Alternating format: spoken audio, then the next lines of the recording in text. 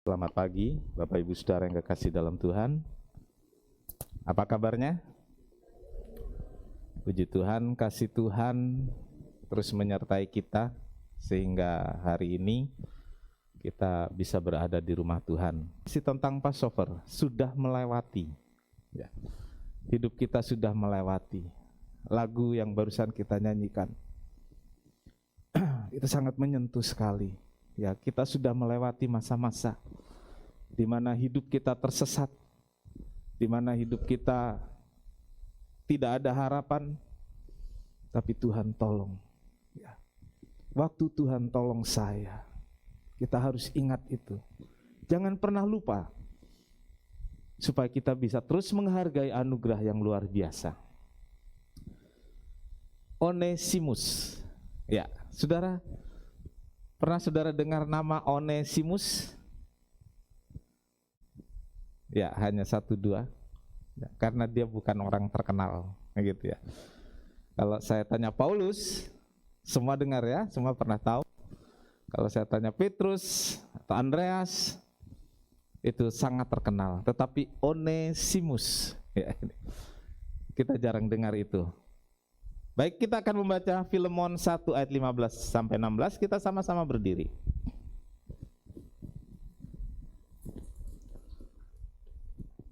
Filemon 1 ayat 15-16 kita baca sama-sama, mulai. Filemon 1 ayat 15-16. Sebab mungkin karena itulah dia dipisahkan sejenak daripadamu, supaya engkau dapat menerimanya untuk selama-lamanya, bukan lagi sebagai hamba, melainkan lebih daripada hamba, yaitu sebagai saudara yang kekasih. Bagiku sudah demikian, apalagi bagimu, sebab secara manusia maupun di dalam Tuhan. Amin. Ya, silakan duduk. Berbahagialah setiap orang yang telah membaca, mendengar, dan melakukan firman Tuhan. Tuhan Yesus memberkati. Onesimus, pelarian yang dipulihkan. Ya, saya nggak janjian dengan Ibu Doroti. Pas banget tentang bagaimana seorang yang mengalami sangat terpuruk, tetapi Tuhan tolong dan Tuhan pulihkan. Onesimus, pelarian yang dipulihkan. Saudaraku, perjalanan hidup setiap orang berbeda satu dengan yang lain. Saya punya jalan hidupnya sendiri, saudara-saudara punya jalan hidupnya sendiri. Tapi dari perjalanan hidup orang lain, kita bisa mengambil pelajaran. Dari perjalanan hidup, pengalaman hidup orang lain, kita bisa belajar. Belajar supaya tidak terperosok di lubang yang sama. Itu penting, saudaraku. Lalu belajar hidup dari orang lain tentang proses hidupnya, sehingga orang lain itu bisa mencapai sukses.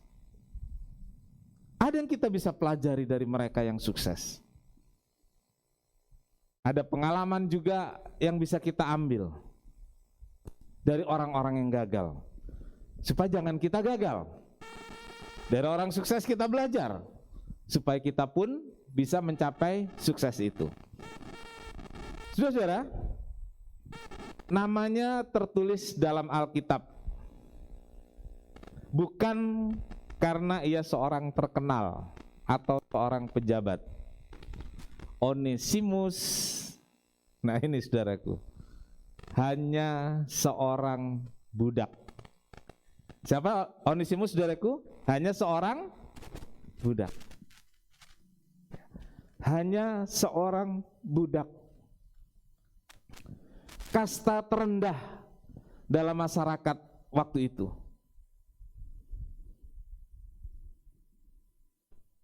Hanya seorang budak. Siapa yang mau hargai? Siapa yang mau lihat? Tetapi dari diri Onesimus pasti ada sesuatu yang istimewa, sehingga namanya disebut beberapa kali dalam Alkitab. Pasti ada yang istimewa. Dari perjalanan hidup Onesimus ini, kita akan belajar tentang beberapa hal bagaimana ia mengenal Tuhan, bagaimana seorang pelarian bisa dipulihkan dari seorang yang tidak berguna menjadi berguna. Bahasa kerennya nih saudaraku, katanya from zero to hero. Ya, from zero to hero. Ya. Kita akan lihat yang pertama tentang latar belakang. Tentang latar belakang. Siapa Onesimus ini? Saudara, pada zaman Kekaisaran Romawi, perbudakan menjadi hal yang biasa. Nah, kalau sudah seorang budak, ya sudah, dia nggak akan pernah naik kasta, nggak pernah. Dia tetap seorang budak. Dan pada pemerintahan Romawi, waktu itu perbudakan semakin merajalela. Bukan hanya di Israel, tetapi juga di negara-negara kekuasaan Romawi. Ada perbedaan kasta. Nah ini saudaraku, perbedaan kasta yang tidak tertulis tapi kental di masyarakat. Dan kalau sudah tuan itu sangat dihormati, kalau sudah namanya budak itu sangat direndahkan. Ada cerita tentang majikan-majikan, suksesnya majikan-majikan. Ada cerita tentang bagaimana menderitanya budak-budak yang bekerja pada tuan dan majikan. Saudaraku, Onesimus seorang budak yang bekerja pada seorang majikan yang bernama Filemon. Dan waktu itu budak itu dijual di pasar, saudaraku. Harganya saudara tahu berapa kalau ingat harga Tuhan Yesus? Yudas mendapat uang dari menjual Tuhan Yesus 30 ya. Saudaraku, Filemon adalah seorang Kristen yang tinggal di Kolose. Onesimus bekerja pada Filemon. Filemon 12:17. Surat Filemon itu hanya satu pasal, sehingga kalau disebut Filemon 12 dan 17 itu berarti saya menyebutkan ayatnya. Dia kusuruh kembali kepadamu, dia yaitu buah hatiku. Kalau engkau menganggap aku temanmu seiman, terimalah dia seperti aku sendiri. Saudara-saudaraku, ini surat dari Paulus ditujukan kepada Filemon. Ya. Permintaan Paulus adalah supaya menerima Onesimus. Anggaplah kamu menerima saya. Jadi ini rekomendasi yang luar biasa. Ini taruhannya Paulus, saudaraku. Jadi ayo terima dia lagi. Rupanya saudaraku, Onesimus ini pernah berbuat salah. Sampai Paulus itu mengatakan kalau engkau sudah dirugikan, aku yang akan bayar.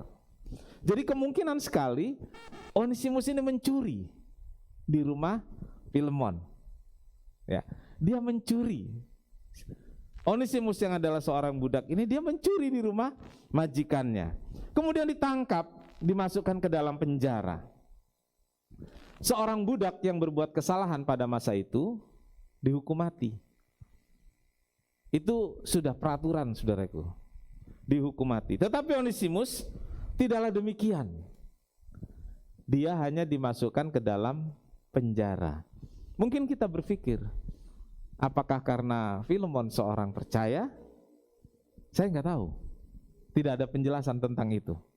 Ya. Nah, di penjara itu, saudaraku, dia bertemu dengan Paulus. Jadi Onesimus ini mencuri kemungkinannya, lalu dia kabur, melarikan diri dari rumah tuannya. Dan ketika dia lari, dia ditangkap. Sang majikan pasti melapor, ya, melapor kepada aparat. Dia ditangkap, dimasukkan ke dalam penjara. Di dalam penjara itulah dia bertemu dengan Paulus. Dan perjumpaan dengan Paulus inilah yang mengubah jalan hidup dari Onesimus. Sampai yang kita baca tadi, Paulus menyebut Onesimus ini sebagai buah hatiku. Ini luar biasa, saudaraku. Dia seorang budak, melarikan diri, dia seorang pencuri, tapi Paulus menyebutnya tadi apa, saudaraku? Buah hatiku. Pasti ini ada sesuatu yang beda, ada sesuatu yang sudah berubah, sehingga seorang Paulus, saudaraku, berani mengatakan secara terbuka bahwa seorang budak yang namanya Onesimus itu adalah buah hatiku. Yang kedua, saudaraku, kita akan lihat tentang pertobatan di penjara. Sebagai seorang budak yang berbuat kesalahan dan melarikan diri dari tuannya, pada masa itu jelas kejahatan, dan kejahatan yang setimpal dengan hukuman mati. Tetapi Onesimus sangat beruntung, saudaraku. Dia tidak dijatuhi hukuman mati, dia hanya dimasukkan ke dalam penjara, dan di dalam penjara itulah dia bertemu dengan Paulus. Dan pertemuannya dengan Paulus inilah yang membuat dia bisa terima Yesus sebagai juru selamat pribadinya. Dalam Filemon ayat 10, saudaraku, ini pertemuan dengan Onesimus dituliskan demikian: mengajukan permintaan kepadamu mengenai anakku yang kudapat selagi aku di dalam penjara, yakni Onesimus. Ya. Paulus dipenjara karena Injil, Onesimus dipenjara karena mencuri dan melarikan diri dari majikan. Bertemu di sana, saudaraku, dan ini mengubah hidup Onesimus. Ya, Paulus seorang tokoh besar dan Onesimus seorang budak, bertemu dalam penjara. Onesimus menjadi percaya dan hidupnya diubahkan. Jadi, saudaraku, Onesimus ini bukan hanya beruntung tidak dihukum mati, tetapi lebih beruntung lagi karena ia bertemu dengan Paulus. Dan lebih beruntung lagi pertemuannya dengan Paulus itu membawa dia mengenal Yesus. Dan ketika dia mengenal Yesus, hidupnya diubahkan. Saudaraku, dan luar biasanya Paulus mengakui sebagai anakku yang didapat di dalam penjara. Anakku, tadi disebut buah hatiku. Lalu ini disebut anakku. Saudaraku, saya pikir kita nggak mudah, saudaraku, menyebut seseorang itu sebagai buah hati. Betul tidak? Ya, itu biasa hanya untuk anak kita sendiri. Dan kita juga nggak gampang menyebut seorang itu anakku. Ya, kalau dia sukses, dia berhasil, kita sebutnya apa? Oh, itu saudara saya, itu anak saya. Waktu ada benar-benar saudara yang hidupnya susah, bikin malu, nggak kenal saya, betul nggak, saudaraku? Artinya begini, saudaraku, Paulus sampai bilang bahwa Onesimus itu anakku, sampai bilang buah hatiku. Pasti Paulus melihat satu perubahan yang luar biasa di dalam diri Onesimus. Onesimus menjadi seorang percaya. Ini penting, saudaraku, karena pelarian yang diubahkan itu pasti diawali dari percaya pada Yesus. Saudara, kesukaran dan penderitaan hidup seringkali jadi cara Tuhan atau jalan Tuhan untuk menemukan hidup yang sesungguhnya. Pengalaman hidup kita memberitahu pada kita semua, saudaraku, ada beberapa kali kesukaran hidup, penderitaan menggiring kita, menggiring saya, menggiring saudara untuk sampai bisa bertemu dengan Tuhan. Tuhan punya banyak cara, Tuhan punya banyak jalan untuk membawa kita kepadanya. Ketika kita lari, dia terus kejar kita sampai benar-benar kita ditangkap, sampai benar-benar kita diperbaiki, sampai benar-benar kita dipulihkan. Sehingga, saudaraku, hidup ini jadi punya makna. From zero to hero. Dari sesat, gak karuan, menjadi berarti atau berguna. Roma 8 ayat 28, saudara-saudara. Kita tahu sekarang bahwa Allah turut bekerja dalam segala sesuatu untuk mendatangkan kebaikan bagi mereka yang mengasihi Dia, yaitu bagi mereka yang terpanggil sesuai dengan rencana Allah. Kita tahu sekarang bahwa Allah turut bekerja. Kata-kata turut bekerja, Allah turut bekerja ini dalam terjemahan yang lebih bebas, Allah mau bekerja sama. Nah ini saudaraku, Allah mau bekerja sama. Artinya saudaraku, bukan Allah sendiri yang bekerja di dalam diri saya atau saudara, tapi kita pun harus memulai sesuatu. Kita harus melakukan sesuatu. Lalu Allah bekerja sama.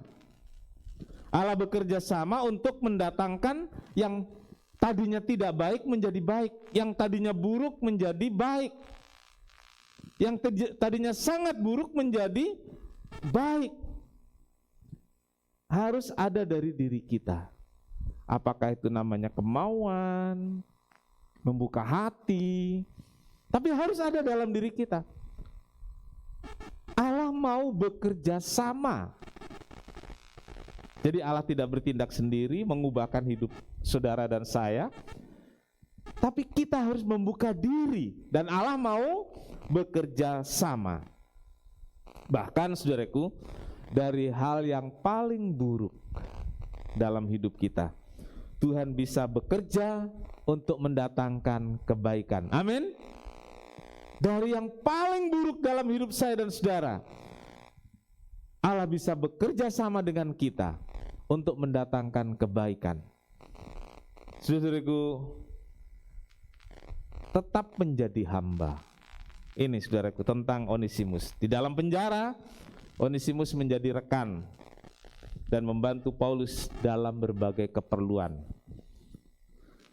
Inilah kemudian yang menjadi dasar Paulus merekomendasikan agar Filemon, majikannya, mau menerima kembali Onesimus, mau mempekerjakan kembali di dalam keluarganya. Saudara-saudara, biasanya kalau sudah ada hamba atau kalau kita sekarang pegawai ya, karyawan gitu, dia mencuri terus kabur. Kira-kira saudaraku, saudara akan terima dia lagi nggak jadi karyawan saudara? Enggak kan? Kalau ada, wah pasti ada dasar yang kuat. Dasarnya apa? Kasihan, ya kan? Dia punya keluarga, gitu-gitulah, macam-macam ya. Saudaraku, budak nggak punya keluarga, dia hidup sendiri. Dan rekomendasi dari Paulus ini pasti dipercaya, ya, pasti dipercaya.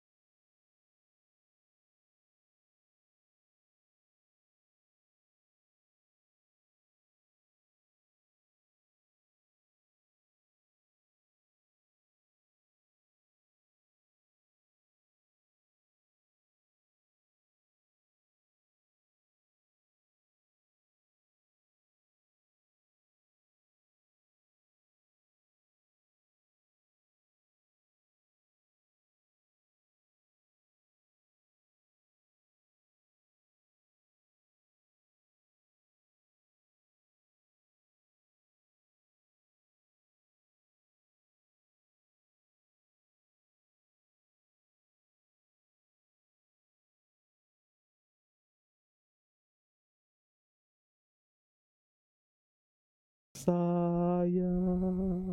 Lagu itu sangat berkesan, saudaraku. Sangat berkesan. Saya tersesatlah jika tiada Tuhan. Waktu Tuhan tolong saya. Saudaraku, mengingatkan kita semua, kalau Tuhan gak tolong kita hidup tersesat. Mengingatkan kita semua, sekarang kita ada seperti sekarang karena Tuhan yang sudah menolong. Puji Tuhan. Yang ketiga, saudaraku, menjadi seorang yang berguna. Filemon 10 ayat 12, saya akan baca ya. Mengajukan permintaan kepadamu mengenai anakku yang kudapat selagi aku di dalam penjara, yakni Onesimus. Dahulu memang dia tidak berguna bagimu, tetapi sekarang sangat berguna, baik bagimu maupun bagiku. Saudaraku,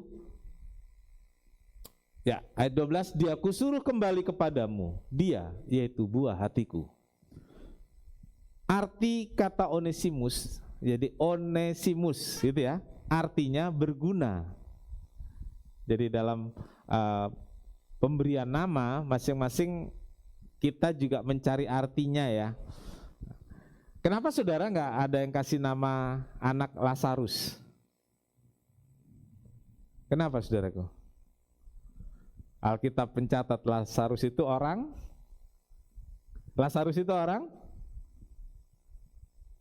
ya, orang miskin.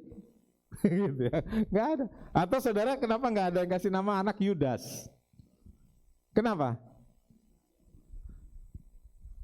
Iya, padahal Yudas artinya bagus, tapi karena ada orang namanya Yudas berbuat seperti itu, kita nggak mau. Jadi artinya gini saudaraku, memberi nama ada arti dan ada contoh hidupnya. Nah, Onesimus ini artinya berguna.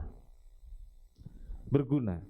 Nah, di sini saudaraku, Paulus menggunakan permainan kata untuk memberitahu Filemon. Pasti Filemon jengkel lah.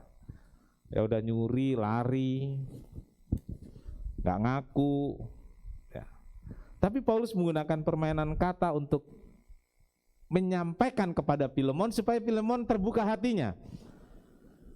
Dan dikatakan dulu Onesimus ini nggak berguna, menyulitkan dan merugikan. Tetapi setelah berada di penjara dan percaya kepada Yesus, Paulus mengatakan bahwa Onesimus sekarang menjadi sangat berguna, sangat berguna. From zero to hero, dari pelarian, pencuri, kemudian menjadi berguna, bermakna, sangat berarti. Kolose 4 ayat 9 saudaraku, ini kepercayaan yang diberikan oleh Paulus kepada Onesimus. Ia kusuruh bersama-sama dengan Onesimus, saudara kita yang setia dan yang kekasih, seorang di antaramu. Mereka akan memberitahukan kepadamu segala sesuatu yang terjadi di sini. Onesimus dan Tikhikus menjadi utusan dari Paulus untuk jemaat Kolose. Dikatakan mereka, Tikhikus dan Onesimus, akan menceritakan apa yang terjadi pada diri Paulus. Dan dibawakan sepucuk surat juga untuk orang-orang di Kolose, yang kemudian menjadi yang kita baca surat Kolose. Jadi surat Kolose itu dibawa oleh Tikhikus dan Onesimus dari penjara, dibawa ke Kolose, dan kemudian menjadi surat Kolose pasal 1 sampai 4. Nah saudaraku, bukan hanya berguna bagi keluarga Filemon, tetapi berguna juga bagi pekerjaan Tuhan di Kolose. Saya ulangi, Onesimus itu adalah seorang budak. Tapi kemudian kita baca, dia berguna untuk pelayanan, untuk pekerjaan Tuhan. Jadi membawa surat, jadi pembawa surat untuk orang-orang Kolose. Dan Paulus menuliskan tentang Onesimus. Perhatikan baik-baik. Dia seorang yang setia. Seorang yang setia. Setia itu apa sih? Dia lakukan dengan sungguh-sungguh dan selalu dia lakukan. Seorang pelayan harus setia. Setia pada Tuhan, ikut Tuhan, setia dalam pelayan. Setia dalam pelayanan. Belajar dari seorang budak yang setia dalam pelayanan. Seorang yang dikasih. Pasti ada dasar, saudaraku, sampai seorang itu dikasihi. Dia seorang yang baik, seorang yang berkenan, sehingga dikasihi. Ada kalimat penting di sini, saudaraku, seorang di antaramu. Ya, kita baca, apa saudaraku? Seorang di antaramu. Jadi mengenai Onesimus ini disebutkan seorang di antaramu. Apa sih yang dimaksud dengan seorang di antaramu? Perlu diingat, Onesimus adalah seorang apa saudaraku? Budak, rendah. Filemon seorang majikan. Terus jemaat di Kolose semua majikan. Nggak ada budak pergi ibadah, nggak ada saudaraku. Nggak ada. Asisten rumah tangga waktu itu di sana nggak ada ke gereja. Nggak ada ibadah. Yang ibadah adalah para majikan, para tuan dan nyonya-nyonya. Tuan-tuan dan nyonya-nyonya itu yang ibadah. Tapi dengan surat Paulus ini, karena Paulus sangat percaya kepada Onesimus, dia sampai katakan dia adalah seorang di antara kamu. Maksudnya apa, saudaraku? Sama. Ya. Tidak lagi membeda-bedakan. Paulus ingin orang percaya di Kolose tidak membeda-bedakan. Enggak rasis gitu loh, saudaraku. Itu sebabnya, saudaraku, saya suka lagu Yesus Cinta Segala Bangsa. Itu lagu yang mengajarkan kita untuk bisa menerima semua orang. Itu lagu yang mengajarkan kita untuk enggak jadi orang rasis. Membedakan warna kulit, membedakan strata sosial. Paulus tuliskan, terima dia. Dia seorang di antaramu. Sama dengan kamu, kata Paulus. Jangan anggap dia seorang budak, jangan lihat dia seorang budak, tapi lihat bahwa dia adalah seorang yang sudah percaya Kristus. Kalau dalam perjanjian lama harganya sama, setengah sikal.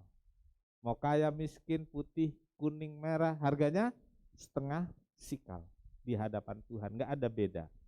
Nah saudaraku, seorang di antaramu, marilah kita memandang satu dengan yang lain. Dengan cara ini, sama. Ada nyanyian dalam Yesus kita bersaudara. Saudara itu setara. Saudara itu sama. Sama itu tidak beda. Amin. Haleluya. Onesimus menjadi berguna karena hidupnya dipulihkan. Hidupnya dibaharui.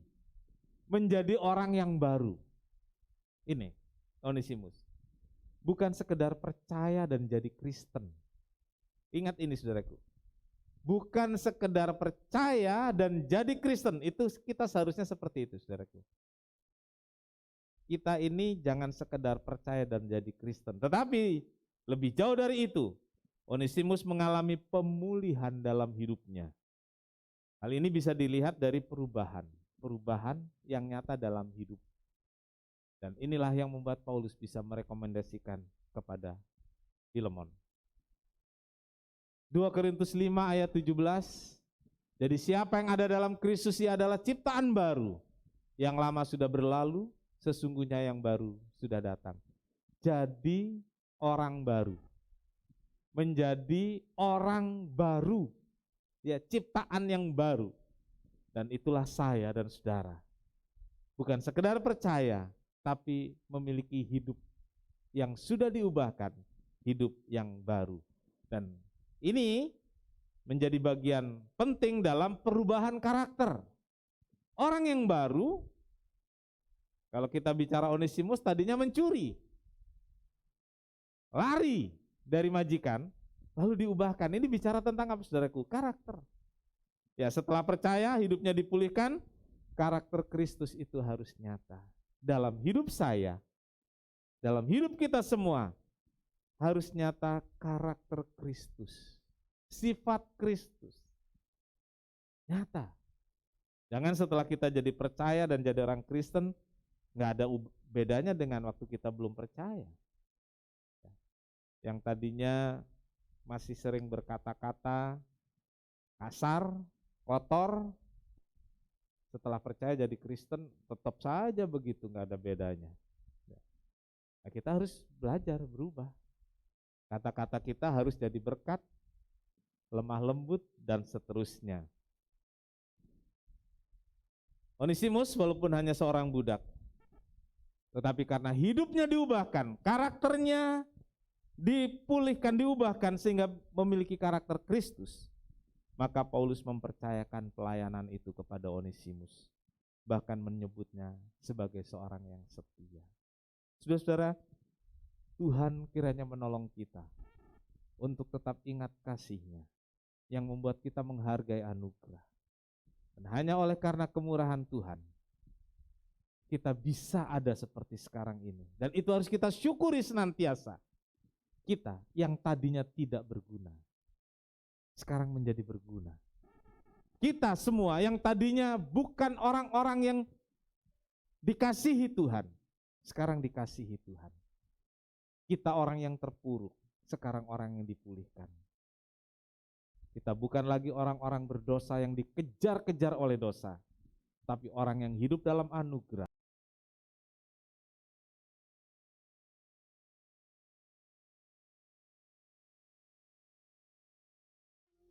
Kita sama-sama berdiri, renungkan firman Tuhan, betapa Tuhan mengasihi saya dan saudara. Tuhan mau membuat dari hidupmu yang terpuruk dan hancur, Tuhan mau angkat, Tuhan mau pulihkan. Tuhan mau mengubah hidupmu yang tidak berguna menjadi berguna, hidup yang sia-sia menjadi berarti.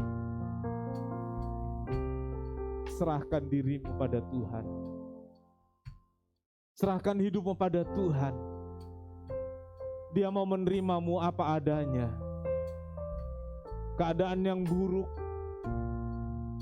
keadaan yang berdosa, keadaan yang gak karuan, Dia mau terima apa adanya. Dia mau mengubahkan, Dia mau memulihkan, Dia mau membaharui hidupku dan hidupmu. Yes, kita angkat tangan kita. Oleh karena kemurahan Tuhan, ku ada sampai hari ini. Oleh karena kebaikan Tuhan, janji-Mu terjadi. Katakan, oleh karena kemurahan Tuhan, oleh karena kemurahan Tuhan, ku ada sampai hari ini. Yes, amin. Oleh karena kebaikan Tuhan, janji-Mu terjadi bagiku. Ku sembah, sembah Kau Tuhan, ku mengangkat tangan-Mu selamanya. Kau ajaib bagiku. Ku sembah Kau Tuhan, ku mengangkat tangan-Ku selamanya. Kau hebat, oh haleluya.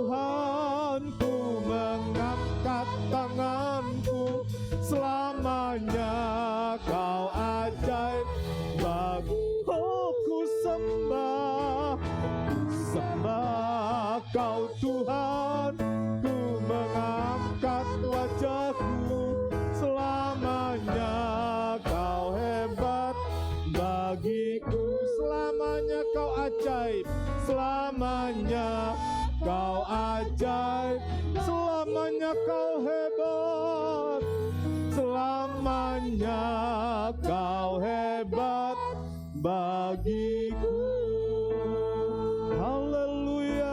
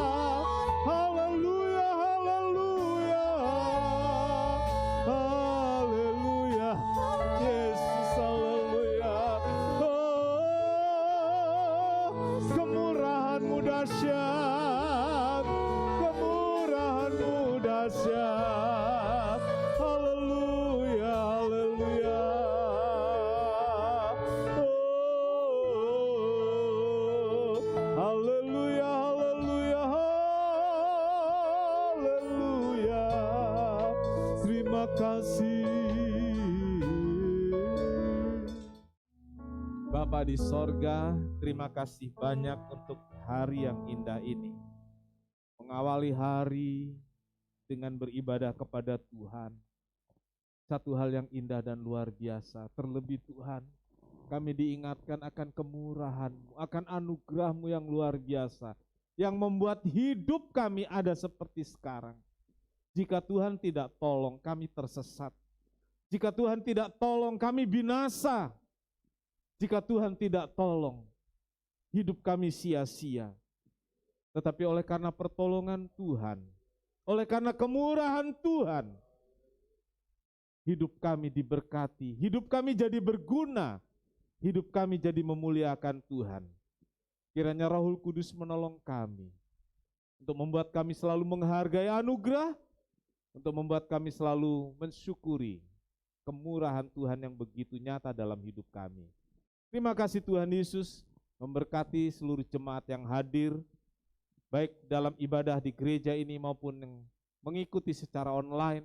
Biar berkati mereka semua Tuhan, dan juga berkati para pelayan-pelayan Tuhan yang dengan setia melayani Tuhan, dengan memberikan waktu dan hidupnya untuk kemuliaan nama Tuhan. Dengan talenta yang Tuhan sudah berikan, mereka bisa membantu mendorong pekerjaan Tuhan di tempat ini untuk lebih lagi dalam ibadah dan pelayanan di tempat ini. Terima kasih Tuhan, terima kasih. Memberkati korban, persembahan anak-anak-Mu, persepuluhan yang dikembalikan pada Tuhan. Berlipat kali ganda dari sorga, Tuhan limpahkan berkat jasmani, berkat rohani, sehingga anak-anak-Mu semakin merasakan pemeliharaan Tuhan yang indah dan ajaib. Terima kasih Tuhan Yesus, terima kasih. Kami akan pulang, biar Tuhan menyertai kami, biar hari ini, minggu ini, bahkan sepanjang hidup kami selalu ada dalam penyertaan dan pemeliharaan Tuhan. Terima kasih. Tuhan memberkati engkau dan melindungi engkau. Tuhan menyinari engkau dengan wajahnya dan memberi engkau kasih karunia. Tuhan menghadapkan wajahnya kepadamu dan memberi engkau damai sejahtera. Saudara yang kekasih, terimalah berkat dan damai sejahtera dari Allah Bapa, kasih karunia dari Tuhan Yesus, serta persekutuan Roh Kudus, serta kita semua sekarang sampai selamanya. Ini doa kami ya Tuhan yang kami alaskan di dalam satu nama, yaitu di dalam nama Tuhan Yesus Kristus, Juru Selamat dan Penebus kami berdoa. Bapa kami yang di sorga, kuduskanlah namamu, datanglah kerajaan-Mu, jadilah kehendak-Mu di bumi seperti di sorga. Berikanlah kami pada hari ini makanan kami yang secukupnya, dan ampunilah kami akan kesalahan kami, seperti kami juga mengampuni orang yang bersalah kepada kami. Dan janganlah membawa kami ke dalam pencobaan, tetapi lepaskanlah kami daripada yang jahat. karena Engkaulah yang punya kerajaan dan kuasa dan kemuliaan sampai selama-lamanya. Amin. Bapa, terima kasih. Bapa, terima kasih.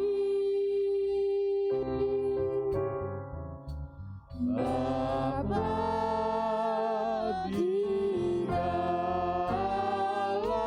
surga, ku beri terima kasih.